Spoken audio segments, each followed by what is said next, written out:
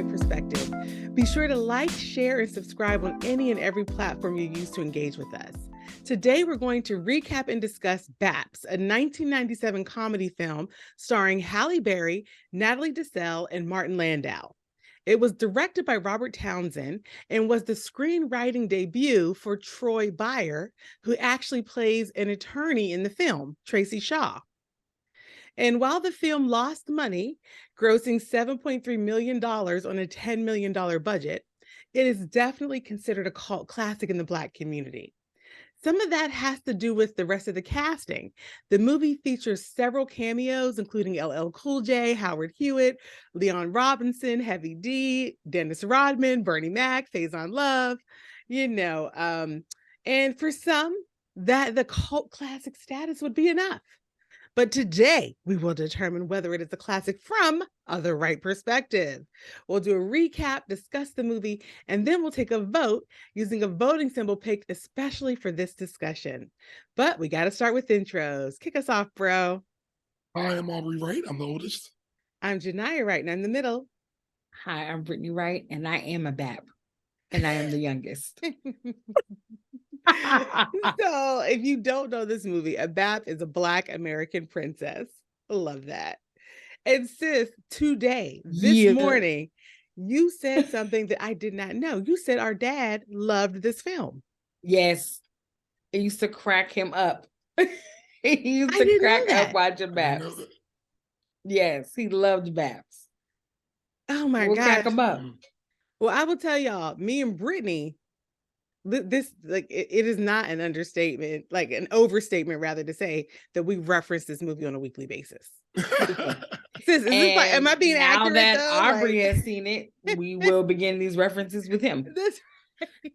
He can't stop us. So there's that. Yeah, but yes, we do, because all the time. Because if either of us say something what quote? What? If either of us say something to each other that's like, no, I'm not doing that, we always end it with, because I don't got no issue sleeping on this expensive white car, because I know it's poodle hair. I know it's poodle hair. It doesn't matter what you're actually refuting. It doesn't matter what it is. But we do it all the time. Because I know it's just poodle hair. And also sometimes we'll do the booyah. Booyah. Oh man. Anyway, it is, and I'm gonna tell y'all, I was trying to find some trivia. I wanted to find like a making of, or like in behind the scenes, and like an interview with Robert Townsend. You know what I mean? Yeah. I wanted to see him saying something like, I did this movie because blah, blah, blah. I couldn't find it. And what I started to think was, this is the kind of coverage that we used to probably get in magazines too.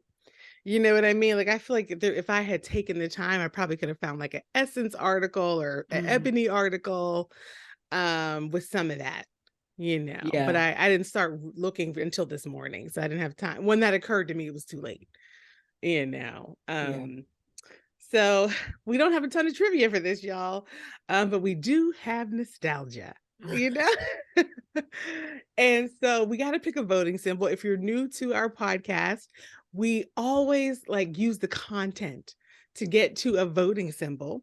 And then after our discussion, we vote and just use the symbol to determine whether the movie is a classic from the Wright Perspective. And I have one voting symbol to recommend.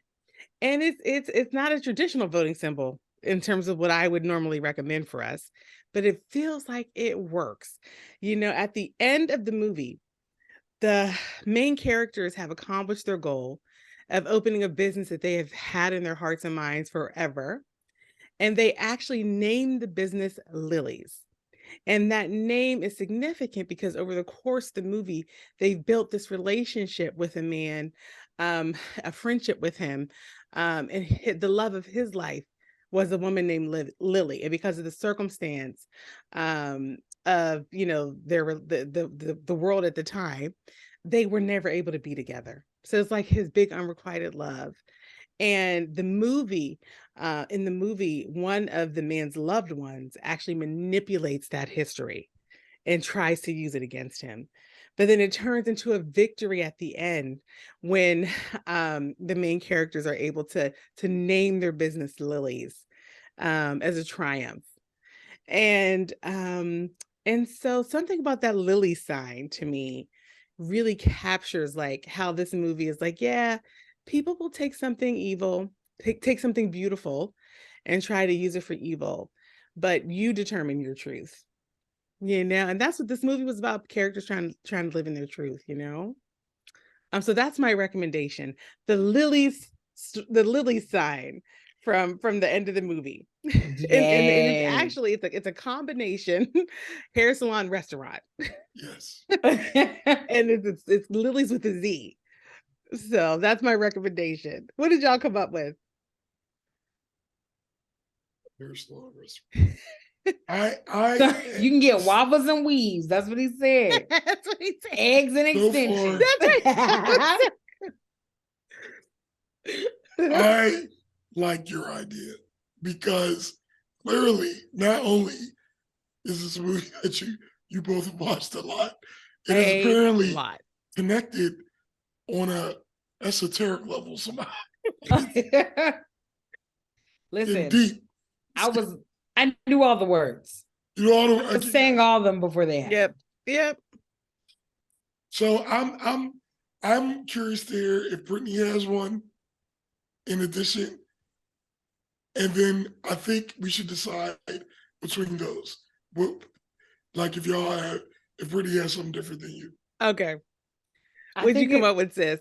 It's the hair that they have on the airplane, that basket thing sitting on top of Halle Berry's head, and that booyah basket on the top of Natalie Desselle's head. Like, these are because people still dress up like them for Halloween. Yes, they do. And as soon as you see these outfits and this hair, you don't have to say anything to me. I know you're a BAPS. Like, you are a BAPS. Like, they are doing this outlandish, very like that type of thing. So I got my animal print on today, same situation. Okay.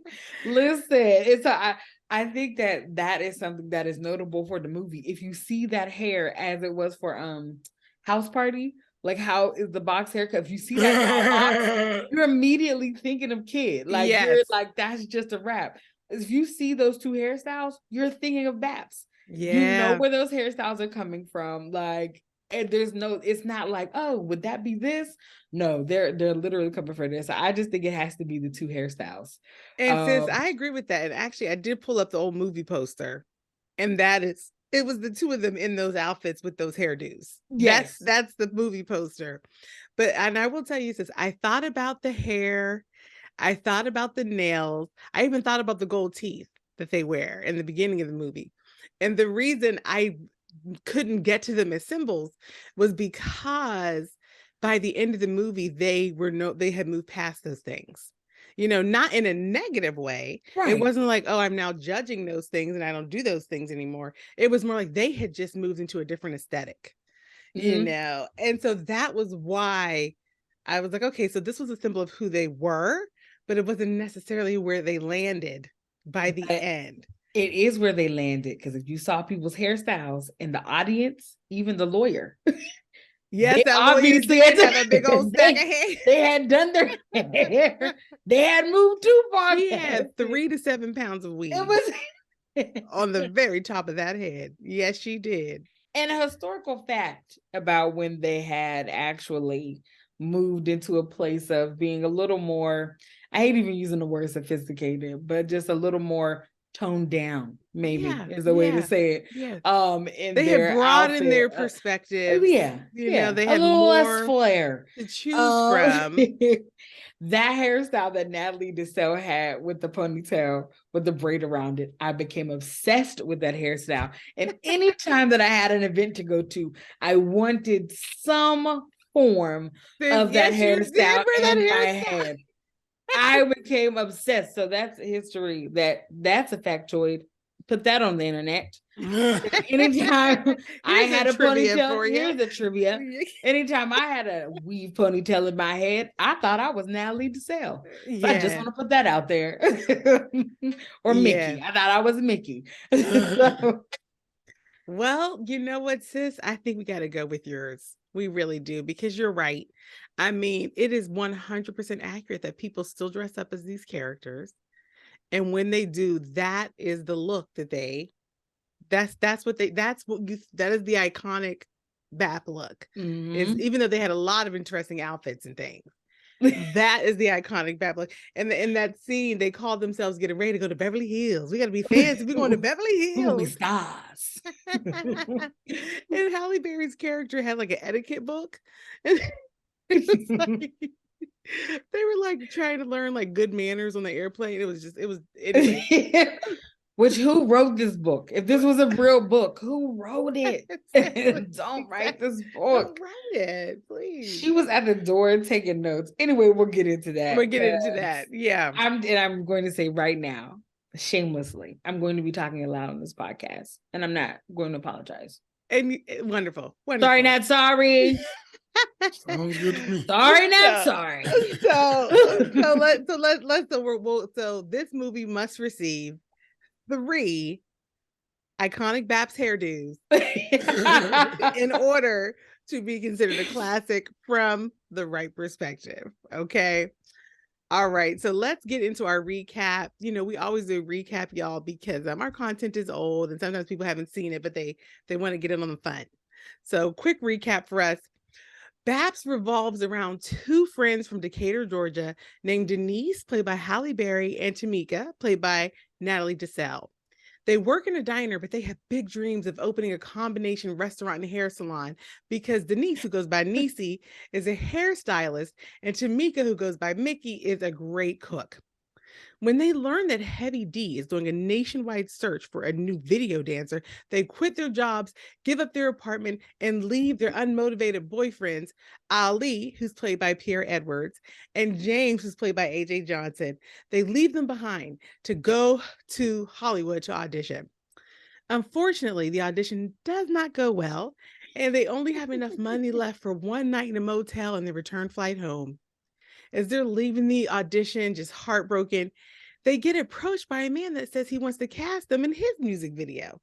They take the bait, and long story short, they have unknowingly become a part of a scam to try to bilk a dying millionaire named Donald Blakemore, played by Martin Landau, out of his money.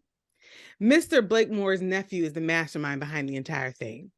By the time Niecy and Mickey realize what is happening, they've already bonded with Mr. Blakemore and his home staff. And, they really went from being fish out of water in Mr. Blakemore's life in Beverly Hills Mansion to become really a source of joy and friendship for him in the last days of his life. And he really does the same for them. The trio truly does bond and become like a little family. And the scam finally does come to light, just before Mr. Blakemore's health really starts to fail. He offers Niecy and Mickey money for the time they've spent with him, which they decline, because they're overwhelmed with guilt related to their participation in the scam. The good news is, which they really learn after Mr. Blakemore's death, is that he knew that they were completely innocent. He didn't hold anything against them, and he truly loved them. And so Niecy and Mickey, they're heartbroken. Mr. Blakemore's passed away. They pack to return to Georgia, and just as they are heading to the airport, Mr. Blakemore's attorney stops them to let them know he left them a considerable sum of money in his will. And the movie closes with a flash forward. Niecy and Mickey have accomplished their dream of owning the combination restaurant and hair salon. And it's at a scale that they can never have imagined. It's launching as an international chain with a ton of high profile buzz and like media coverage, celebrity engagements. And, perhaps more importantly, they have launched the chain with the name Lily's, in honor of the love of the late Mr. Blakemore's life. The end. So that was BAPS, y'all. Cinematic genius. And sis, that you've already let us know that you about to take over the mic. Hello. Where should we start, sis? Oh my goodness. Let's just start at the beginning. This movie had so many individuals in it. Whether their parts were very small or large, they were very impactful. So I appreciate how it's starting off with Bernie Mac. Bernie Mac is in there, and he obviously is the manager of this diner, and that's where we find Mickey and Niecy. They are working in this diner, and Niecy hears this ad for this show. And so I loved, first of all, that this movie is taking place in Decatur, Georgia. And so I used to live in Decatur, so it's like it's making me chuckle because I'm like, yeah, this is definitely a Waffle House vibe situation, how it is in here. And even just right down to this like neighborhood, I know you feel. Niecy burns this man's toast. And obviously this is a man that comes into the shop every day, into the diner every day. And he's like, you burn my toast, baby. She was like, you know you like it like that. And he was like, and you know I don't. So so just this little small interaction that she has, you're seeing that this is a place that you're experiencing. This is a place that Niecy and Mickey have been working at for a long time. So I appreciate that they're not trying to make this, they weren't trying to make it into some situation. No, these are two sweet women who are hard workers. They have dreams, they have savings, because this is what they know that they want more.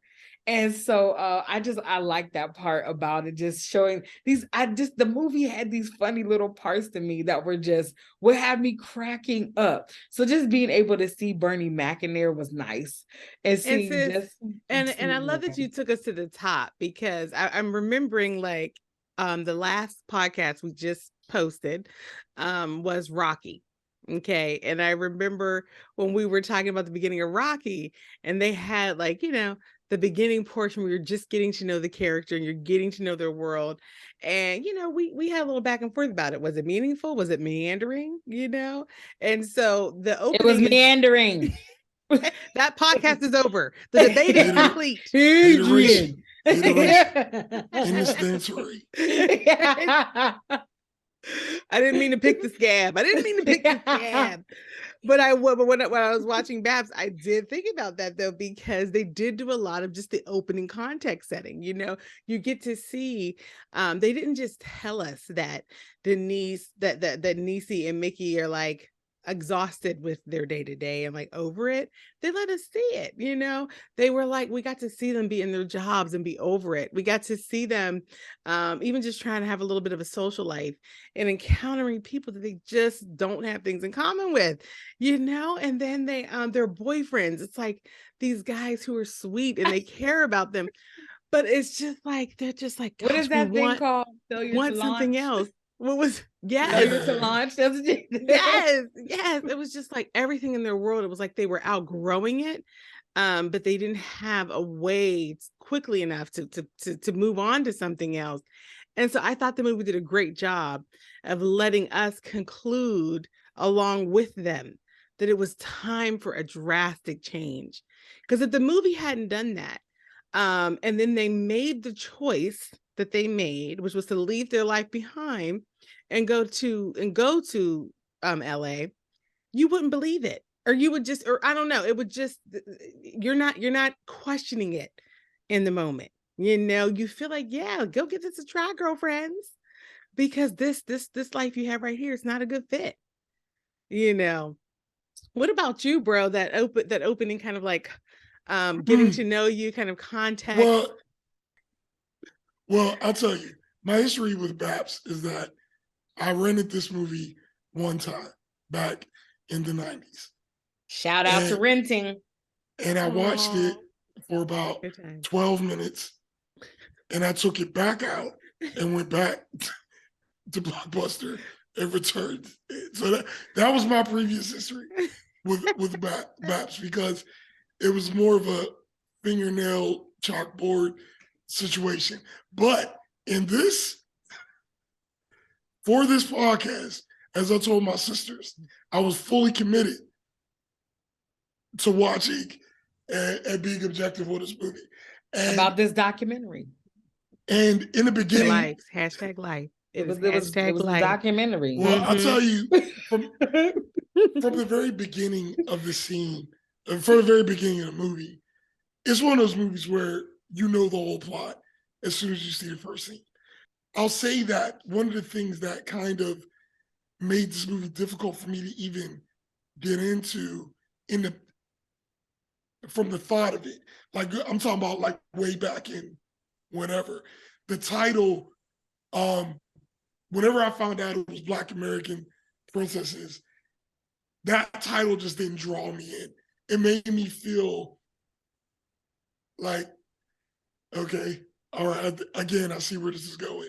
And it wasn't a negative thing. It's just like, okay, I get it kind of situation. But I was hoping actually in the movie that it was going to have some different reason for that name. But the fact that it was him who titled them as that at the end of the movie. The millionaire, the white, white millionaire. Yes, the old white millionaire titled them as that. I first of all, I didn't like that, but I also felt like it was a missed opportunity, because what would have been more interesting for me is what would have subverted my expectations is if this guy at the end really looked at them as like part of his family. Mm-hmm. But the fact that he still identifies them first so separately from himself, that for me kind of I'm just talking about the title in the beginning, like in retrospect, that's where my head was in the beginning. And I know I skipped to the end, but I had to explain why it was like at first I'm like, I don't know if I like this title, and then later on it was like confirmed. You know, it's bro. Let me just say something about this documentary. What you just said about my documentary. Okay. First of all, oh my God. I've never thought about that. This movie came out in 1997, and I've been watching this movie at least 4 times a year since 1997. And literally, you could just record it, and I could hear the words, and I could see it in my mind. It's fine. Like, and I have never thought about that. Oh my gosh. I can't believe you brought that piece of information into this. And now I need to really process it. I just need to process it. Never thought about what? There's a white man calling them Black princesses. I need to process this now. I love Mr. Blakemore. I will tell you this.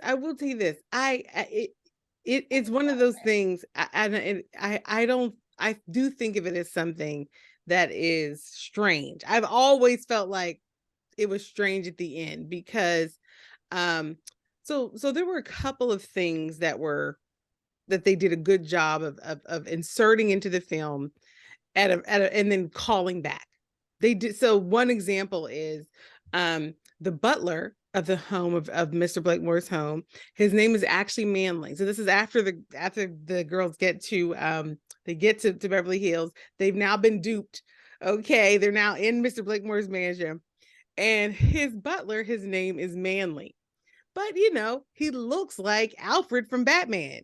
And Mickey, Natalie Desselle's character, calls him out immediately. And she was like, yeah, when they're looking for that next Alfred, you should audition because everybody going to go home that day because you want to get that everybody job. Going to lose their job that day. Batman to the cave. All you got to say is Batman to the cave and everybody going home that day. So... But so there's a running, ongoing little joke about her calling him Alfred. And during at the end, when they're reading Mr. Blakemore's will, they did it as like a musical overlay. So you're reading the lawyer's lips as she's kind of telling people. But even in the will reading, she calls Manley Alfred. she lips it so you can see, because they had these. See that happen. Yeah, she calls him Alfred. I'm going back and watching it. You gotta go back and watch it. Oh, and again, I was astonished at how much I had this movie memorized. I really did. But I already, like, her lips, she says Alfred, even though again the music is playing, you can't hear it. She also she says, I think she says $100 million as the amount that they're gonna get. That's the Niecy and Mickey, but you don't hear her say, she just lips it. But anyway, that was just one example of a great callback they did. Another great example is when the girls first get to the mansion, they see this abstract picture and they're like, ugh, that looks like Lakeisha Jenkins. With a bad hair weave. With a bad hair weave. And then at the end, the boyfriends end up at the mansion and they see the portrait and they're like, Lakeisha Jenkins. So the movie was full of great callbacks. And so, bro, I have always felt like BAPS should have been named earlier and then called back at the end. Well, that would have been a reveal. Yeah, at the end. I've always felt that, sis. We've never talked about it, but I've always felt like, where did that come from? You've been hiding from. You've been keeping things secret from me. But I've always felt like, where did that come from? I just think that is our whole relationship is in question now. You never said that to me, and I really just needed a second. That's because you're my BAP. That's because you're my BAP. Well, that's what I was hoping it was going to be. Like, I was hoping it was going to be like, that was their name for themselves. That's something. Right. And like, but And actually, to be honest, I would have been fine if they never would have put the name in the movie at all. I think I would have been fine if they just would have called the movie Black American Princesses and was just showing some women walking through life. Like, you know what? I would have been okay with that too. Yeah, even not having it in the movie. Too. Like if it was I not in the movie at all. Yeah, I agree. Yeah, I definitely could have got there. The other part of the callback was when Natalie, I'm going to be calling by their real names, Mickey and Niecy were coming down the stairs and they were about to leave before the will reading. And Mickey finally calls Manly, and he says Alfred would do quite nicely because before he was correcting her. He was correcting her. So the controversy is that Mr. Blakemore's a nephew. I can't remember his name in the movie. Oh, I'll look it up. We'll call him for right now. We'll call him evil. We'll call him evil nephew. Yeah. So evil nephew, he has created this plan. Jonathan Freed played Isaac. Isaac, that's his name. Mm-hmm. Isaac is Mr. Blakemore's nephew. And so he has created this plan that he is going to get some people who are quote unquote ignorant and to have them come into this house and to pretend to be his uncles, as Janai was talking about in the recap, his uncle's long lost love. The uncles was in love with the young lady he was growing up. She was a Black woman. They weren't allowed to be together. The parents actually made sure he married a white woman, and then that was that. He never saw her again, per Isaac's story, when he's talking to Niecy and Mickey. And so Niecy is coming in to play Lily's granddaughter. And so you're getting this opportunity to like see how this family is. But at any rate, they're picked up by the limo driver. I got his name right here. That was Luigi plays Amadeo, who was playing Antonio. So Antonio is in on it because he's going to get money from Isaac as well. Mm-hmm. So he picks them from this audition.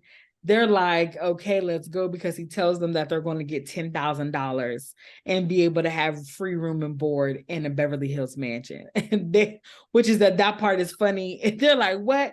$10,000? Where you at?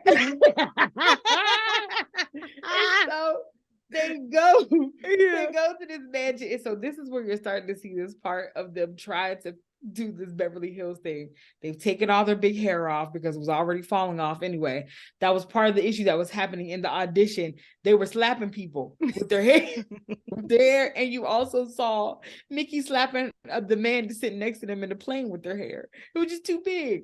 And so they get to the door, and that's where they first meet Manly. And Manly says to them in so many words that begging is not allowed in Beverly Hills. And he closes the door on them.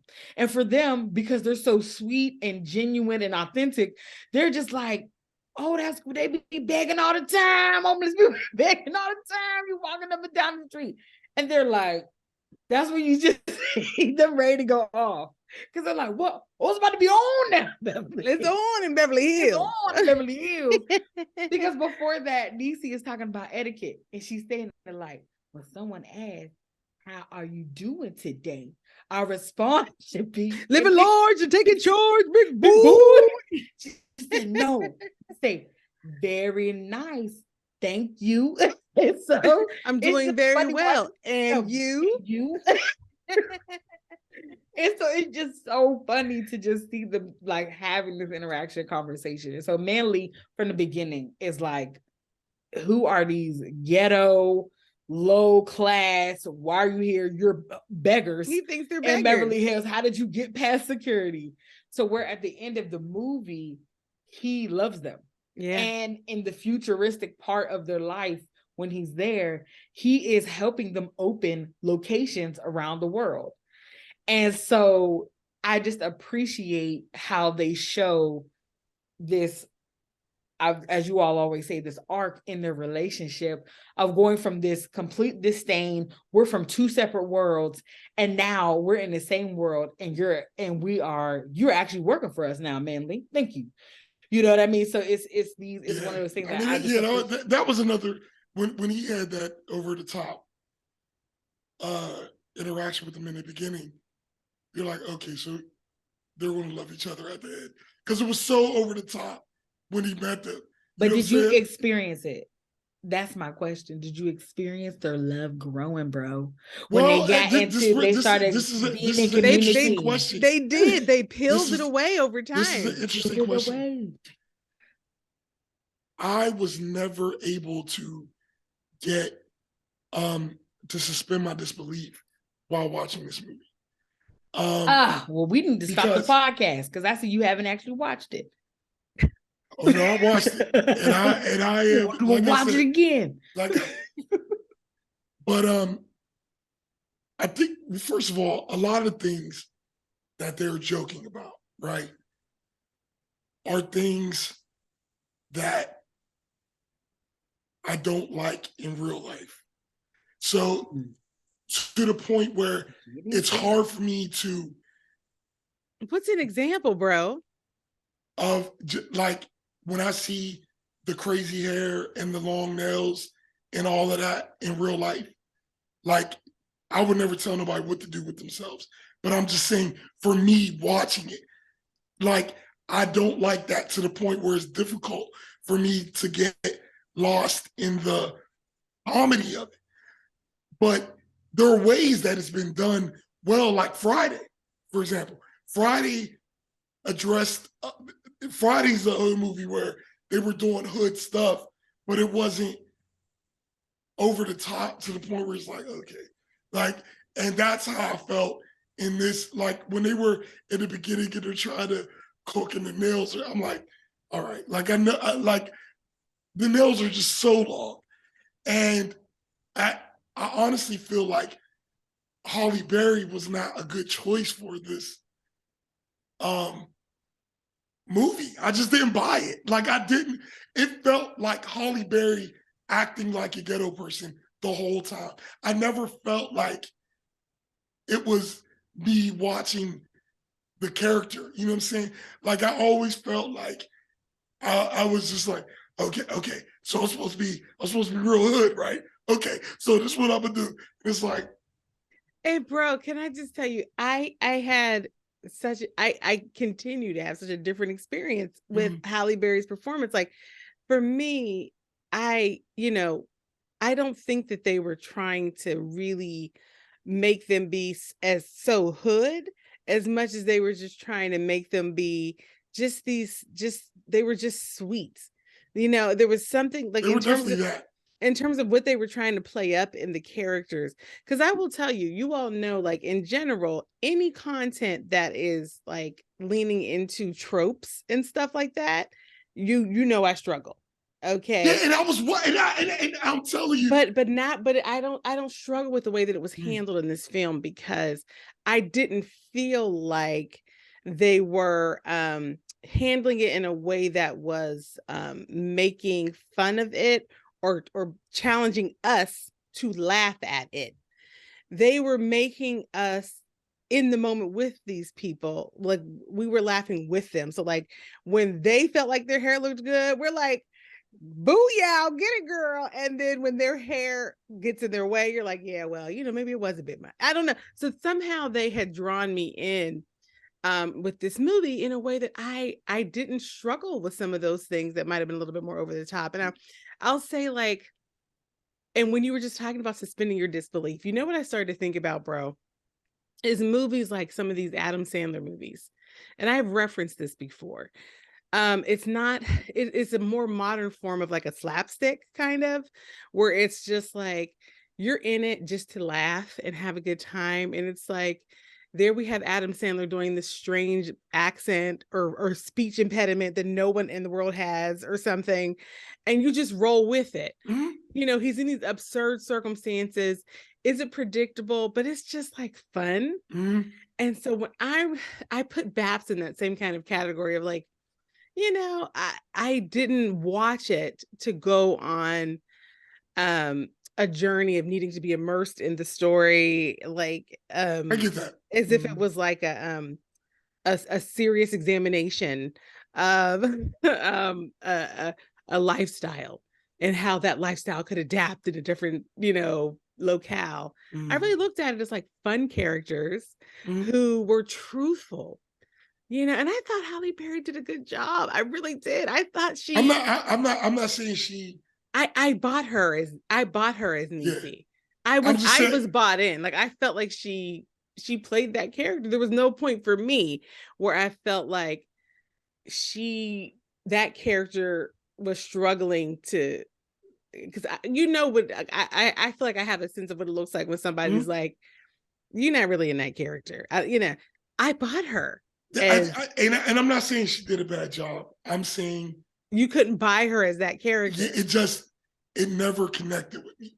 Like I just felt like I was watching Halle Berry trying to be a hood chick the whole time.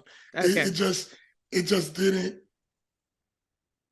What about and it was you, almost sis? like I wanted it to, but it just. Yeah. What about you, sis? Did you feel like that Halle Berry was reaching, or did you kind of buy her in this character? I bought her in the character. And the reason why, I think for the movie, it's a documentary. I mean, hashtag life. Okay. Hello. No, but I will say this movie, in my opinion, it celebrated a certain faction of Black women that oftentimes is degraded. Yep. And turned into like these caricatures almost. A trope, someone that becomes, they're low class, they're not educated. They're all these different things where, quite frankly, some of them are extremely intelligent, but they may just not always have the opportunity to do other things. But they're working hard in who they are. Mm-hmm. And so when I see them, I do see confidence. I do see they are trying. They're paying all their bills. They're working. They're saving money. Or there are people who are wealthy and still not saving money. Mm-hmm. They have goals. They have dreams, and they're not lofty to them. It's a matter of time to them, which so many people who have a ton of opportunity don't even have that type of drive and that type of belief in themselves of manifesting something that they want. And so when I see them, I was watching this movie celebrate individuals that I knew, celebrate individuals that I admired because they had a confidence I had to find later in life. Mm-hmm. They had it all along. They had the authenticity and a direct truth that a lot of people cannot take and they hate, but they quietly admire because you're always honest, even if it's brutal sometimes. Mm-hmm. And while we could have this conversation of like, oh, having a sense of decorum, I get it. I don't want you walking in the store acting, quote unquote, a certain way. But also let's get into a discussion of who has created the standards of what decorum is. Mm-hmm. If we get into that, that can take us to a whole nother way of going left. And when I think about their hairstyles, I think about their outfits, I think about their nails. Get on Instagram and go to your search page. Those nails, everybody has those nails. Everybody. And it's across all races and it's across all races, economic levels. Mm-hmm. Everybody has these outlandish, long, clickety clack. Nails. Can you do anything nails? When I'm even thinking about hairstyles, while it may not be as tall and all these different things, but that was also something that's so beautiful about women who would be hood chicks, or what we used to say ghetto back in the day and stuff like that, is because they didn't have to be like, well, I'm gonna be different. No, they just walked out the house and they just were. And these aesthetics started to be, you could go, for example, the big door knockers. There are companies that are selling those for $200. Mm-hmm. Fake earrings. What? It's this thing of we take it and it's taken and it's demonized here, but then it's moved someplace else and it's celebrated. It's different. It's this, it's that. And it's like, so y'all are excited about this tinted lipstick and how Halle Berry had the lip liner and all that different stuff. And this was in the 90s, right? That's 90s aesthetic. If you look at any old videos of like Freaknik or any old music videos and all this different stuff, church videos, everybody look like this. There's so many individuals that look like this. I did that lip liner. I did that lip liner with the clear. But someone recently did this lip liner, went off as if it wasn't something that has been out there in brown and Black communities for years. Mm-hmm. And so I think about those different things, about how a lot of times we don't even realize it, but our view is so shaded by this outside European, Eurocentric standard of what appropriate is, that we can't even look at this and just go, these are two people in the hood, living life, doing what they were supposed, doing what they needed to do. And then I also was like, this movie was not made for anybody but Black people. There was white people in this movie because there was a reason we needed them. But this movie was made for Black people, because even when she was like, my mama told me all good things come in threes. And so you just listened to her talk about this. But again, if I get into the deeper context of it, you have somebody who is believing so much in what their idea is that they are going to go to LA with their savings, believing in themselves so much, not knowing what's about to happen. Sometimes you have to have that reckless abandonment in yourself. So anyway, and you have to, and there was another piece of that was about, having a ride or die friend. This was very much a story of two friends that had a dream together, but more than anything else, they believed in each other. Yes. And so, like the Natalie Desselle character, Mickey, in the beginning, she was doing a little side eye to Niecy when Niecy was like, listen, I'm seeing signs here. We gotta go to LA. And she heard her on the radio, she saw it on the TV, and she saw it in the magazine, which shout out. I just want to say, I thought that part was hilarious when they saw it in the magazine. You clearly know it's a piece of paper that is glued into that magazine. And I crack up every time I see it, because I'm like, y'all didn't even try to make this better. Y'all glued this piece of paper to this. I never noticed that, and I love it. I never noticed that. Now I gotta go back and see that. Hilarious to me. But it was about friendship, and actually talking about the Natalie Desselle character, that gives me an opportunity, I think, to honor this cast a little bit. So Natalie Desselle is one of those people, Brittany and I were talking earlier, where it's like you recognize her, but you might not have known her name. And she actually passed away a couple of years back. And sis, I don't know the story of that. Do you know she what had happened? She had an illness. I believe she had a form of cancer. Mm. I don't know all the details, but I will tell you this: there have only been 2 people who were famous that when they passed away, I cried, and Natalie was one of them. Mm-hmm. The first one was Aaliyah, and then Mm-hmm. Natalie Desselle. She is somebody because whether she knew it or not, her presence to dark-skinned plus-size girls, she may have known it, she may have not known it, but her presence, because her size was never an issue. She was just whatever character she was. Mm-hmm. Mm-hmm. Even from her playing in Eve. I really enjoyed her in Eve. Yes, her being one of the stepsisters in Cinderella for the television production. That was just recently celebrated. So, you have Natalie Desselle. When I saw that on social media, I had to take a break. Because I was just like, wow, you're not, when you don't see someone as well, you're not really thinking about what's going on because these are real people, right? Yeah. So, Anyway, and a couple of other of these cast members, have passed away. Martin Landau, of course, who plays Mr. Blakemore, has passed away. Ian Richardson, who plays Manly, has passed away.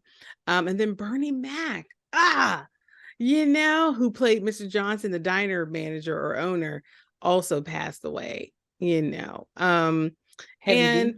Heavy D. That's another one, passed away.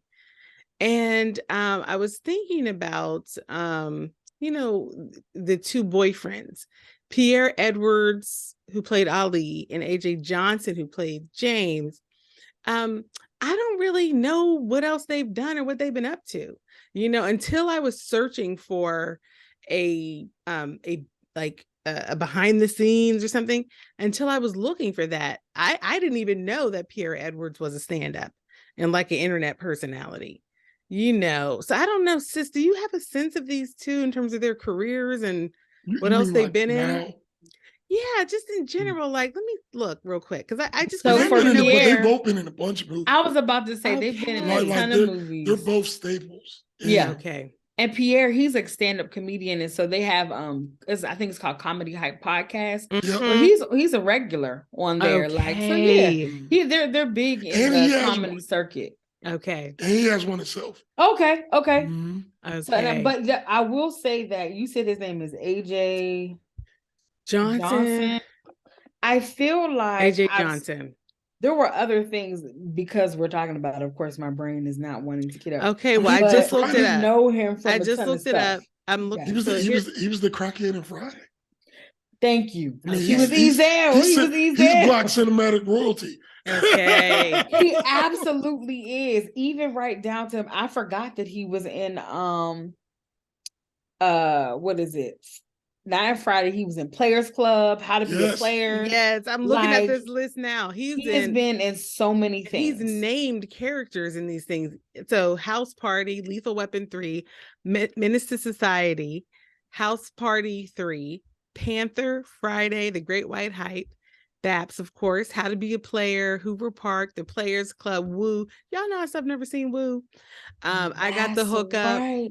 Dark Angels. He passed away. Foolish, Hot Boys. Yeah, there's a long list here, y'all.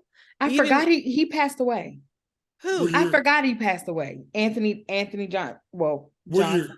2021. Oh my gosh. I remember that. I totally forgot about that.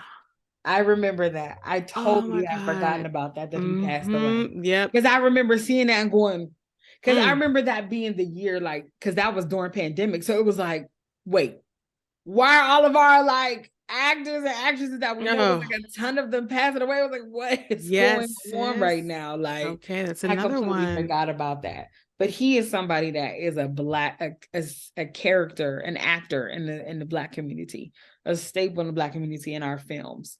Let's look at the other. I would like to talk about the cast actually, because let's do it. The one thing that with this cast, I wanted to enjoy this movie more.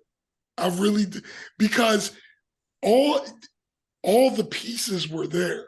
Like I felt like it had a bunch of actors that I enjoyed so much in other stuff. Mm-hmm. And it almost felt like, and I vaguely remember this, but it almost felt like they were trying to make a supercast or something, or like with all of these different, especially at that time, to have all these different little, not to even mention the cameos. And I felt like some of them were doing the best they could with what was going on. But other than the cameo, so who in particular are you thinking about, bro? Well, I'm thinking about Bernie. I'm thinking about Bernie Mac. I'm thinking about AJ Johnson. I'm thinking about Pierre. I'm thinking about. Got it. There were a few people that I recognized. Yes. That I can't. Faison Love. Love, yes. Because like Bernie Mac had one scene, Faison Love had one scene. You know, so there were some of these people that were just in so quickly. And then they were funny when they were in it. But it was just like, because Bernie, I didn't laugh out loud, but I felt like I was going there. Because he was being classic Bernie. Yeah, but that always works. It works because he's so good at it. And he taking $10 out your doggone check. Oh, Mr. Johnson. That was all right. Because like you know, it made me think about, because AJ Johnson and Bernie Mac are also both in Players Club. Okay, I haven't seen that. Yes. And add that to the list. Should be on the list. Okay. That should definitely be on the list. But quintessential hood film. But like seeing them, they're so good, because there's times where AJ Johnson is the front man, and then there's the other times where he knows how to, he's not the main one in the scene. And so like there were scenes with him and Bernie in Players Club where, like, you know, Bernie's fully into the dollar bill character, and AJ Johnson's just like, you know, playing it in a way that's letting him even shine more. You know what I'm saying? So like these different actors, I felt like the only time I laughed in this movie out loud was at the end in AJ Johnson's scene. What year did Players Club come out? No, I'm saying the only time I laughed at BAPS was at the end. Yeah. When I think Players Club was also like 97. It came out in 98. So that's interesting to think about, that you have like a building of a resume almost. Like they're getting to be able, now that they played these parts in this 97 movie, it's like, okay, now there's this 1998 movie where they're getting more lines, or they're getting to shine a little more, like, in a sense. Yeah, stepping stone for some of them. But Friday was before all of those. That's true. And AJ Johnson's character was one of the main. You know what I'm saying? Yeah. Like, you ain't calling Smokey. Smokey taking a shit. Smokey I ain't gonna tell nobody else. And I'm just saying, at the end of that, at the BAPS, you see his talent, because he, like, when he was like, you know, why don't we go somewhere to watch other people eat? I want you. Why you gotta wear your Sunday clothes on Wednesday? And it's like, I just felt like, man, they should have, like, this, with all the, I'm saying, it felt like it could have been one of those movies that was like undeniable laughs if they would have structured it a little differently and pulled on some of the talent more. Because even the dude Pierre, I mean, he's funny in movies. He is funny. You know what I mean? Like, he's funny in How to Be a Player. You know what I'm saying? Like, yeah, see, I don't know his body of work, you know, but I thought he was funny in this. I found them to be funny. You know, that's the point I'm making. I ain't getting rid of this.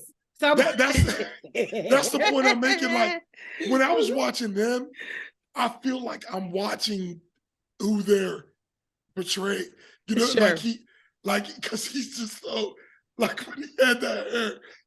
I'm bringing the perm. If anything, I'm bringing the perm. I'm bringing. You're definitely not. My up here hairdresser and my man looking like Superfly. They were like, no, Superfly, little brother, Superfly. And you know what, y'all? I did go back and watch a trailer And I got to tell you, I was disappointed in the trailer because the trailer had so many of those great one-liners in it. So if you saw that trailer back in the day and then you went to see the movie, you got a bunch of the surprises. That's probably why I rented it. I probably saw a trailer. Yeah, because it was the trailer and it was like, I'm gonna watch fun, that. Yeah, because it was funny line after funny line in this trailer. And also, I'm going to say Halle Berry promoted that movie because I saw interviews of her. She was on Rosie O'Donnell. She was on the Jay Leno show. I mean, she promoted that movie, you know. And again, I want to reiterate, I'm not saying Halle Berry did a bad job. No, sure. I'm not. I'm just saying it didn't. You know how, like, remember when you watch Forrest Gump, Mm-hmm. you do not feel like you were Tom Hanks. Like, you feel like it gets to a point where you're like, you really, you know, that point in the movie where it's like the person has made you believe that they're that person. Yes. And I just never. Okay. And like I said, I wasn't expecting it to be, because like you're saying, this is a fun movie. It's not supposed to be, but it just never got. But one piece of trivia. What I think you're saying is that we need a Niecy origin story. It could have been a situation where she wasn't raised there, and then she came and she had to adapt, but it was never really who she was. Well, Brittany, I'm gonna tell you, even though I wasn't fully enjoying the movie, I felt like this story had a good premise. Like, if somebody explained it to me, I'll be like, that would sounds be fun. Oh, that would be funny because it's like, to do her trivia. Sorry, I have a question though. Yeah. Oh no, my trivia, it wasn't top notch, but it was it was just that this was her first time playing a comedic lead. She had been in other things. Maybe that's. But we don't think of her as a comedy actress. Maybe that's what it is. Just in my, like, she just wasn't funny to me. It felt like the plot was there. Mm-hmm. The cast was there. Mm-hmm. But it just, for me, and also remember, I'm also watching this at 44. Yes. Into 2023. So maybe if I powered through in the, 97 when it came out, I might have got more into it. You know what I'm saying? Like, I might have got more into it because it's definitely a 90s movie. Now that is for sure. Oh, clearly a 90s movie. There were also the parts of I appreciated whenever they were talking about soul food. And they had made him they had made Mr. Blakemore, of course, him being sick, he has a strict diet. And so the plate they brought in was 3 string beans, a chicken breast, and 1 red potato. And Niecy, of course, being a cook, was like, she said, "You're not dead yet." And I was like, these are the things that it's like, oh my God, don't say that. But it's this was her being her authentic self of you are not dead yet.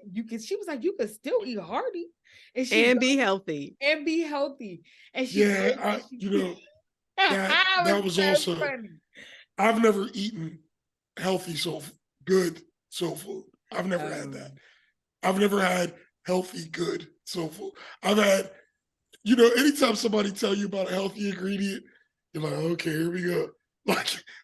This, but I use turkey broth instead of, and then you say, you're like, yeah, you I want the lard. Yeah, definitely. So that was another part that I want the lard. Yeah, well, I'm just saying that was another part that was yeah. For me, it was, and I wasn't even gonna say something to y'all say something, but I'm just saying, that was another part, there ain't no healthy soul food. What are y'all talking? And she the way I cook it. And for my personal life experience, just for me, I hate that message being even in a joke. Because it's not. And I'm not saying that there's not a place for soul food, because obviously there is. It's great. But to say that it's healthy, I mean, Well, bro, I gotta say, baby, I'm not gonna be in these. I'm open to be convinced. I'm not gonna be in these kinds of people like slutty vegan and all that. I'm staying right about these comments. I mean, I will tell you, bro. I mean, I've had of healthy but he's speaking to his experience. Right. I've had I'm experience. Open. I'm open because I'm gonna tell you what. I'm just saying I've never had it yet. Like whatever I've had, you know how it is. Like you go to somebody's house. I know what you mean, bro. Well, I wasn't gonna use this, so I use that. You're like, okay, well, I'm gonna be open minded. I want to be healthy. And then you eat, you're like, yeah, that's. And bro, you know what you're making me realize, that the experiences that I'm reflecting on where I've had healthy versions of soul food, it has not been in people's homes. It has been in restaurants. Restaurants where they have taken steps to change ingredients to make things more healthy. Farm to table type stuff. Yeah. Well, I just need, so let's think about some of the classic things like macaroni and cheese. Right now, you can get a really delicious macaroni and cheese that has like a vegetable-based pasta, vegetable-based cheese, but it's still good. Again, that's at it's not a restaurant. It's not somebody's made it. And there are home recipes, but that is when you get into a situation of, how I like to play with savory food. You can't, when it comes, in my opinion, to certain foods, like if you're doing the vegan situation, you need to follow them directions. Don't sway. Don't sway. Don't let the spirit take over. Don't let the spirit. Don't play no Don't ask the ancestors, because the ancestors are like, I didn't use that. Yeah. I don't really know when to tell you stop. Get the scientific ratios. Don't do that. Yes. Don't listen to me. But I will tell you, so going back to the movie, it was that scene, in my opinion, it was about the fact that his menus clearly had been not top notch. Okay. They were, but awful. It was also, but all them chefs, but it was also right. Everybody's cooking. No one's using seasoning. What's happening? But there was a bigger thing that happened there, which was that by Niecy and Mickey taking over in the kitchen, they were giving him something to look forward to. When we saw him, he wasn't initially so sick, like he couldn't walk. It was more just like he was sick and was in the house downtrodden. And then they gave him things to look forward to. They started introducing him to music. They started, again, giving him meals he could look forward to that reminded him of meals he had in his childhood. Yeah. And so it was cooked with love. And that's the thing. So it was about giving him an alternative way of eating, but it was more than that. It was about saying, you know what, you, sir, have given up. Clearly, it's clear that you've given up, but there are things you can still look forward to. Maybe you're on the countdown clock, but let's make it good. Yeah. And that was Niecy saying, you ain't dead yet, and so they made the most of his time. And part of what the scam was, Brittany walked through like how the scam played out. Mickey and Niecy, they knew that he was dying, and they thought their job was to just make sure he had a good end of life. They didn't know that they were doing that so that the nephew could then manipulate their presence into being something nefarious. And so but I'm happy that we honed in on the food, because that was the first intervention they made for him. It was in the kitchen. It was in the kitchen, and the next morning he woke up and he was like, good morning, everybody. He came and got ice cream out the refrigerator. Like, he had something to look forward to. When you're first introduced to Mr. Blakemore, he's like in his bedroom. It's dark. There's only light coming through a window. He's like reading a newspaper or a book, and he like starts coughing. And you're like, oh, this man's dying in 20 minutes.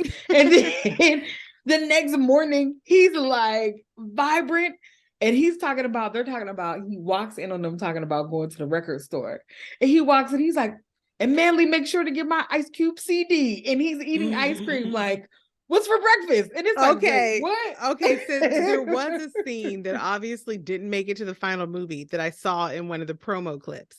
Okay. And it was a scene where Niecy and Mickey are in his bedroom telling him, you need to be watching BET and listening to hip hop. And so if that him coming in and say, don't forget my Ice Cube CD, it would make more sense if they had kept that other scene. But he did come down just with this renewed energy. It was like, oh my gosh, I'm looking forward to something. Yeah. Well, y'all, we've talked about the acting, we've talked about the cast, we've talked about the story a bit, That mansion was gorgeous. Oh yeah, the set, forget about it.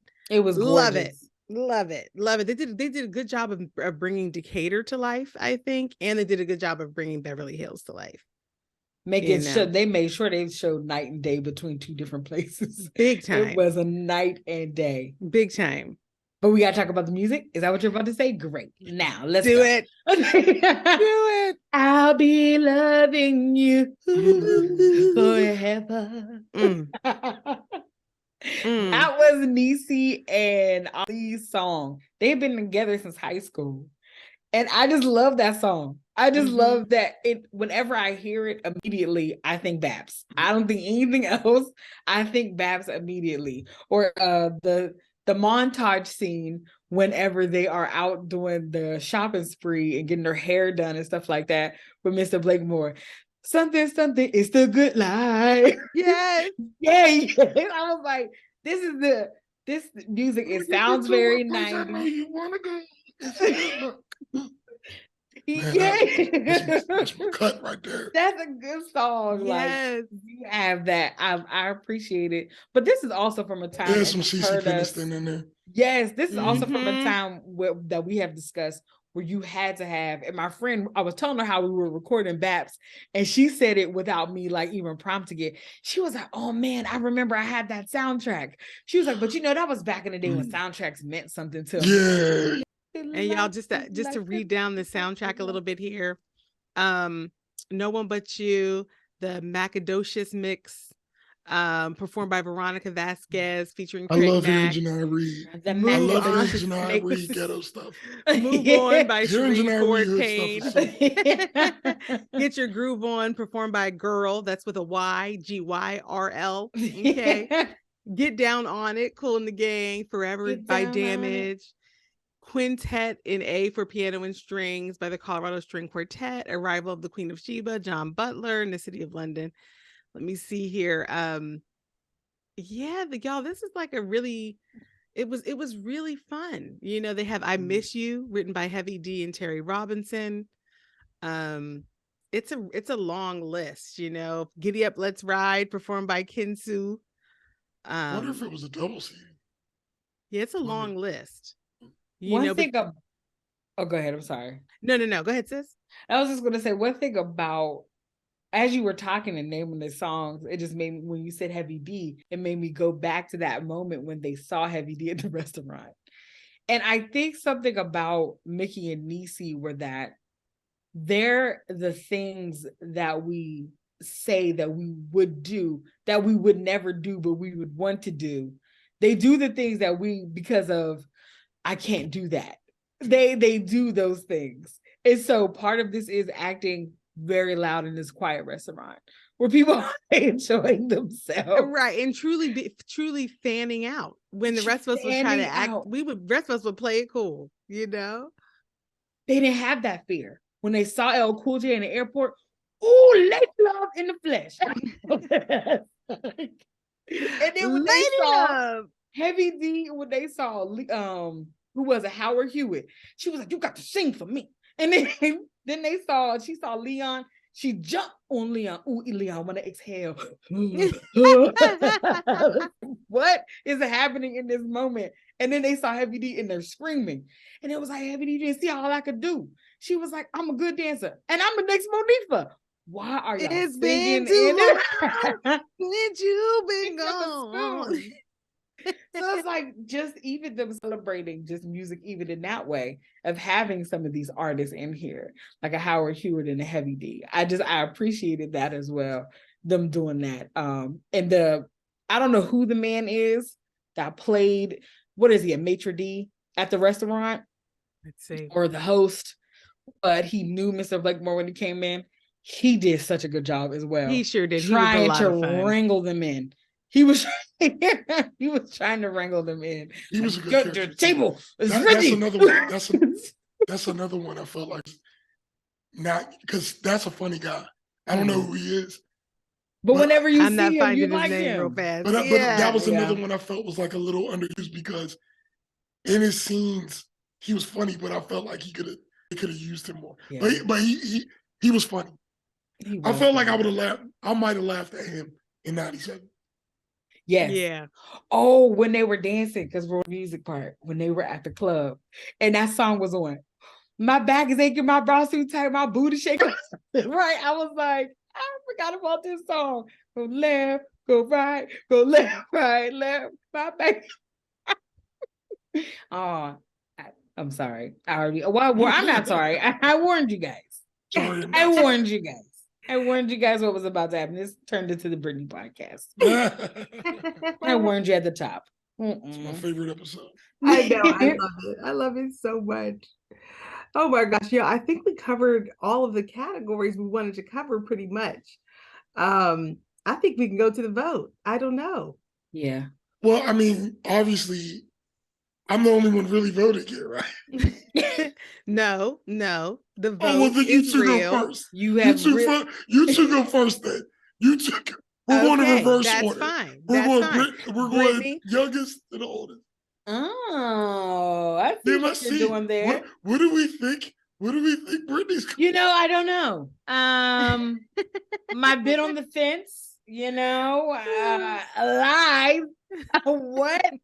This gets my BAPS. You all knew from the beginning. This gets my classic BAPS hairstyles. No, I like phonetically how you said it gets my BAPS. I don't know. I like that.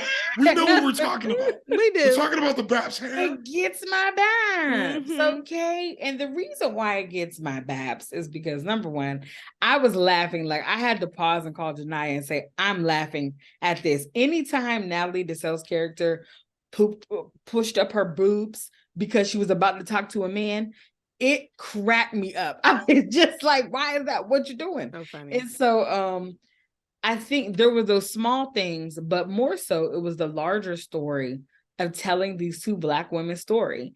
And it was like this type of situation where I felt like it was a movie that said, oh, what if we got $100 million for somebody? What would we do with it? I feel like it was that type of dream come true, but also even if that dream never happened, that restaurant / hair salon was going to be opened by Mickey and by Niecy. Oh, they were going to get there. They were going to have it. And so I appreciated this movie showing this piece of hood life that needs to be really explained. A lot of times you just hear many negative things, and it's not all like that. It is people who do have goals. They do have dreams. They do have plans. It's not just a goal and a dream. They have plans. And sometimes they just need the right opportunity, meeting the right person to help those plans to go forward. And this movie also, to me, was a reminder to be yourself wherever you go.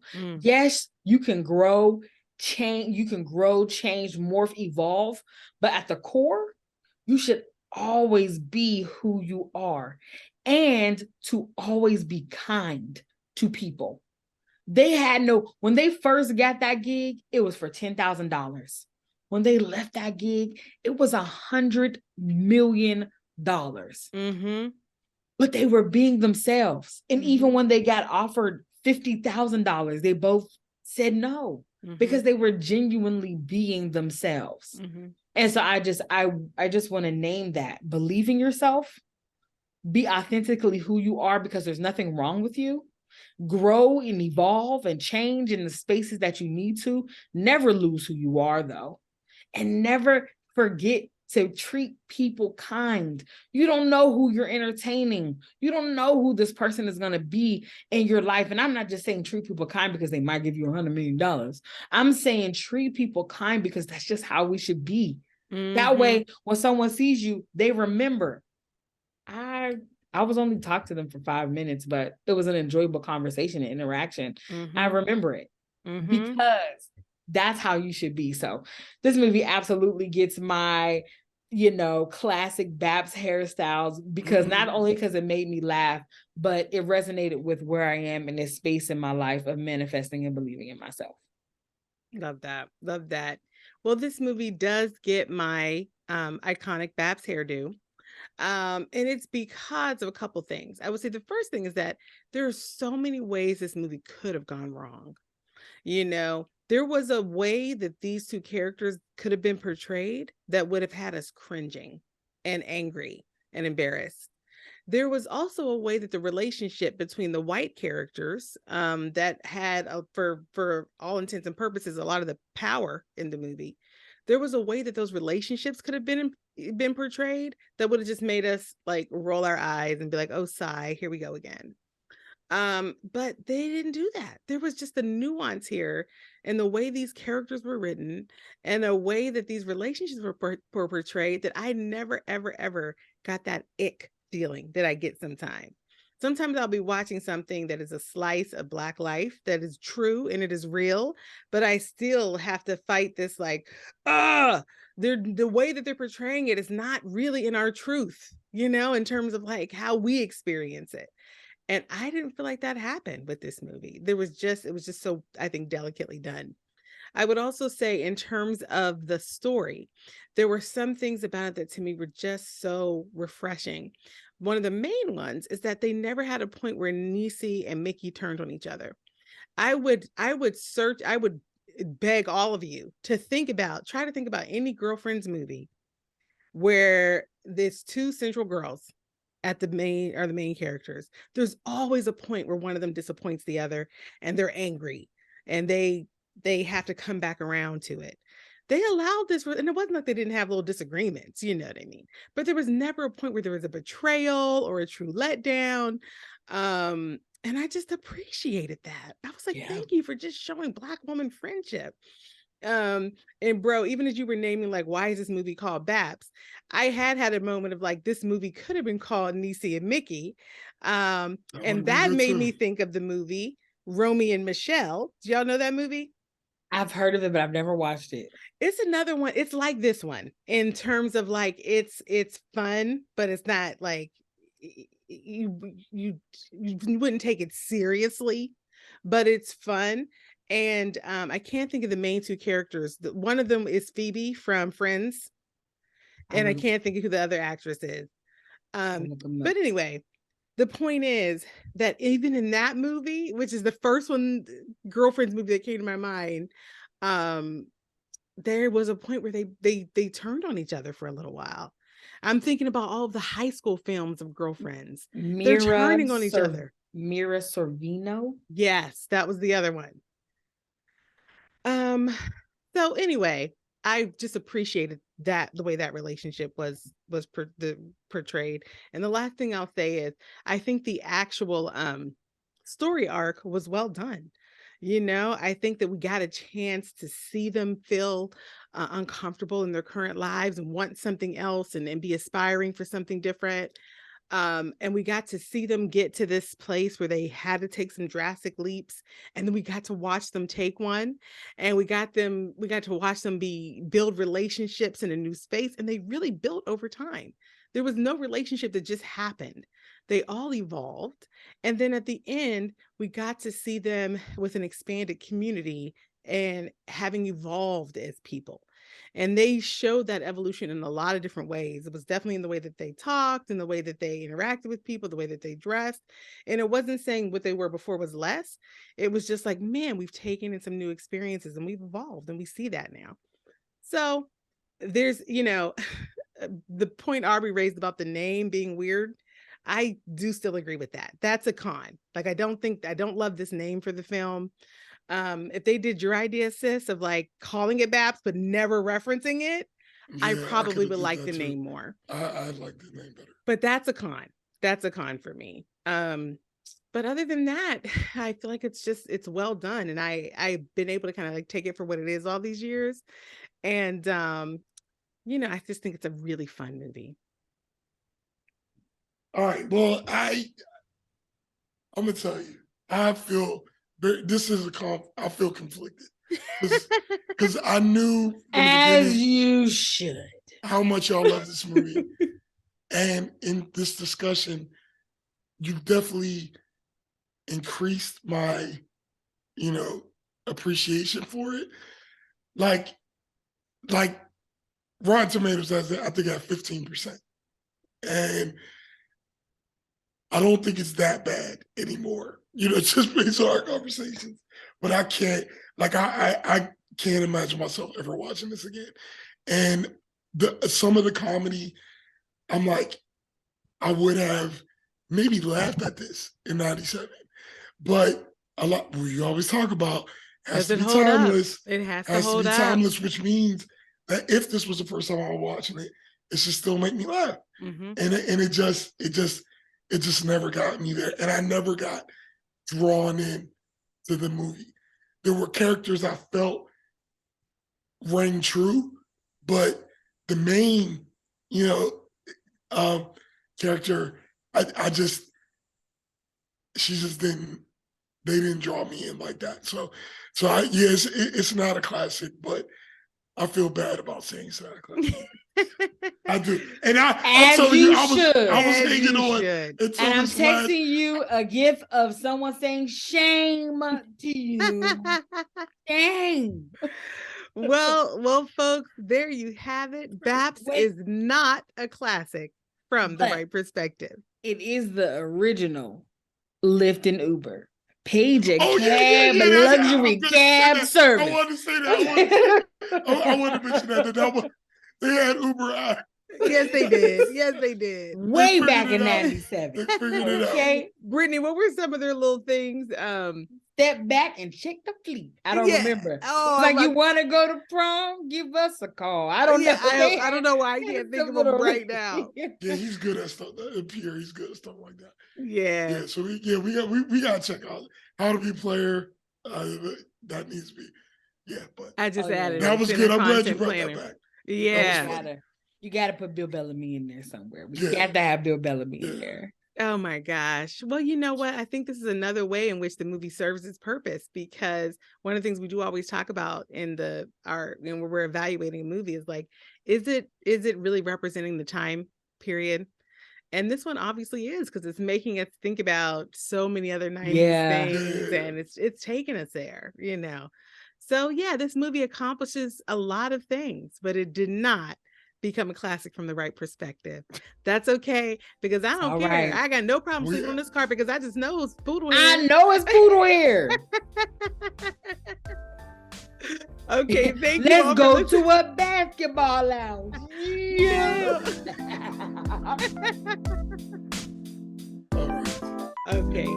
All right. Thank you all for joining us. Thank you for listening. Thank you for watching. We're just so grateful for your support. Love you guys. Love you, bro. Love y'all. Bye.